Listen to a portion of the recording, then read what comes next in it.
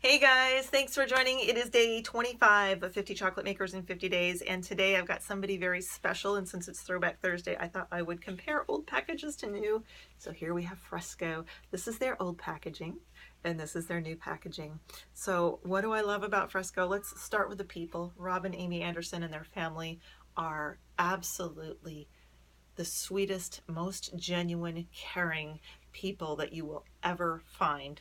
Rob is an engineer, and so that comes through in the recipes, which is what all these numbers refer to. You see I've got the 212 here, which is the new packaging, 212 their old packaging, and here's a 223 just to compare.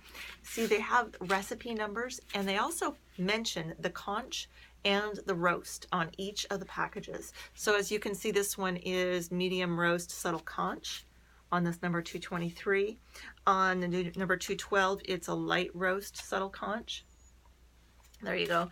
Let me see if I can find something. Oh, the number 225, light roast medium conch.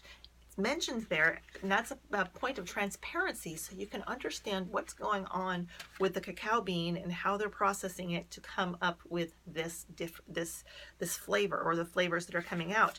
Now the fun thing is that you can take two from the same origin. Here's the 212 and the 223, and you can taste them side by side and see how they're processed differently. We've got a light roast and a medium roast, both subtle conch. So you could buy both bars, taste both bars, and then you have a very clear comparison of how the roast impacts the flavor of the entire bar, because it's treated the same way with a conch.